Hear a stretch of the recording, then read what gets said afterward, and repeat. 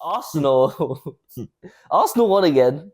So they went 1-0 down and they just peppered them. Again, corners, assists from Saka. That's 6 assists. I think 4 or 5 of them have come from corners, which on one hand you can say boring, get a life, you bum.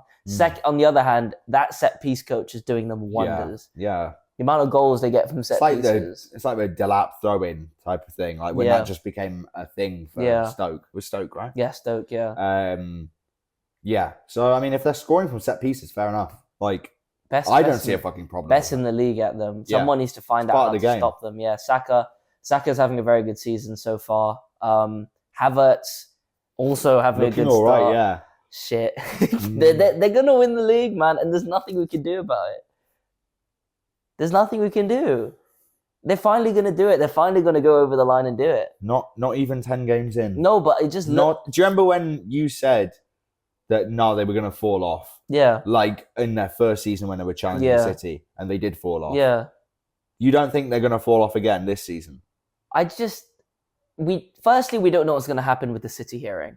Secondly, they don't have Rodri, and I think anything that does happen will come into effect next season. I think it's going to be a 3-horse race. Liverpool are in this for now. I know they will fall off eventually, I think. They'll be the ones to fall off first, but they're in this for now. They're top of the league right now. You've got this Arsenal team that are determined. This is their third attempt. They're determined, and it's the best chance. City could have points deducted, could face sanctions.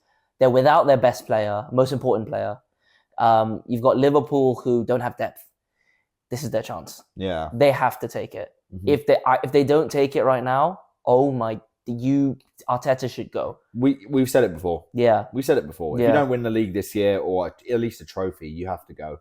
Yeah. And I think all fans agree with that, but maybe besides Arsenal fans. Yeah. I'm not even sure what Arsenal fans think anymore, to be honest. They think they should win the league this year. And for once, yeah, you probably should be, but I don't know. Honestly, think they will. I'll have to revisit this at Christmas because I genuinely don't think they will. We'll get a better idea by then. I think Liverpool have more of a chance of winning than they do. Yeah. Just off of the way they've started. I know they've been a bit on and off, but like Liverpool are top of the league still. Yeah. Like they've only lost one. Slot looks like he knows what he's doing, fucking clearly. You don't need to do much though. You literally just I could go in and just be like, just do what you're doing. You just said Salah lost a yard of pace. No, yeah. Oh, yeah, okay, I want to talk about that. So Liverpool, Salah doesn't look the same. He's still effective in front of goal. He's a great finisher, but his dribbling, his explosiveness, his agility, it doesn't look the same. You can see it in Rashford as well sometimes. Like when I watch Rashford now, I think I used to be scared when you'd run up with one of our players, but now like I'm just not scared of Rashford at all. His sprint speed is gone, but his acceleration is still there. A bit there, yeah. Because that's how he can beat. That's his goal against Porto. He can beat players, but yeah, if you've got half the pitch, I don't want him running there again. Yeah. Garnacho's quicker than him now.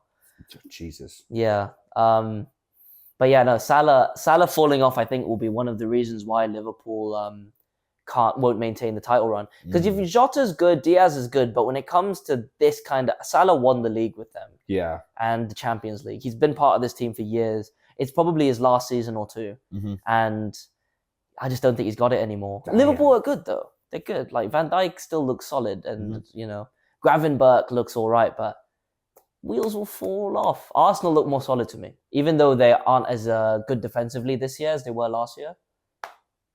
They'll probably do it. But it's just an early impression. Early impressions are Arsenal will win the league. Yes.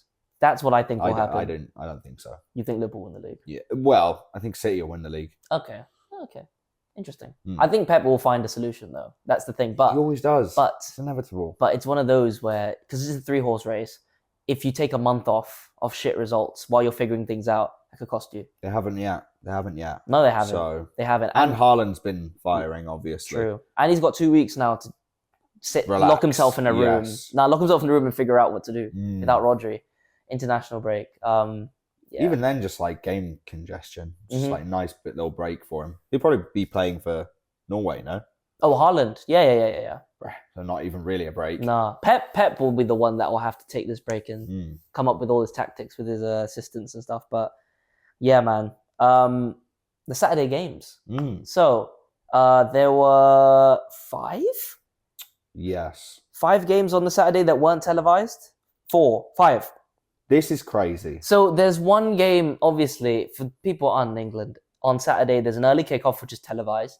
Then the 3 o'clock kickoffs are part of Usually something. about 12:30 for early kickoff. Yeah, 12:30. Then the 3 o'clock kickoffs are part of what's called the 3 o'clock Blackout, which was introduced in 1961, which was to try and encourage fans then to go to games instead of watching it on TV, because they just started showing it on TV. Yeah.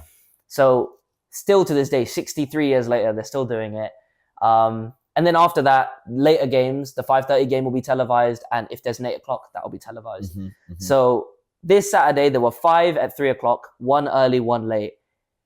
Do you want to guess how many goals were on the non-televised games? 10 goals? No. 15 goals? Absolutely not. 17 goals? No, there were 23 goals. 23 goals, non-televised. The rest of the world can see this, by the way. Only England can't watch these games. Now, the televised games, the early kickoff and the late kickoff, how many goals do you think there were?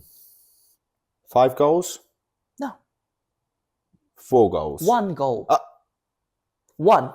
1 goal. In the 9th minute of the early kickoff. So if you wanted to watch the 2 games, like I did, that's 180... That were televised that day, that you have to pay for to watch, you saw 1 goal. 1 goal. 180 minutes, 1 goal. That's 3 hours.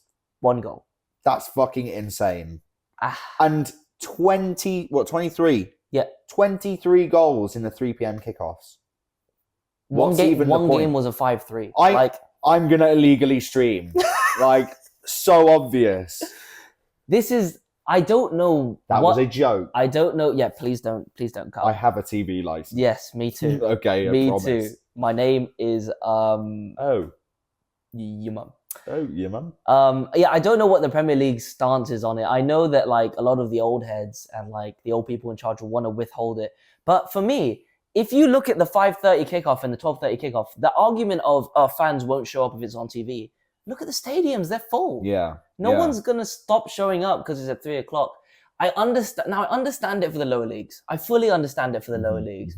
So the fans can go. They need the revenue. But if you're Premier League or even Championship nowadays, even League One level, they will go. And also, it gives season ticket holders a better chance to get tickets. Like in Newcastle games, I know season ticket holders that have not been able to get tickets because of the amount of tickets they get reserved for companies and like all of these things. Like ticket saturation, like for the actual demand of it, is so high. Yeah.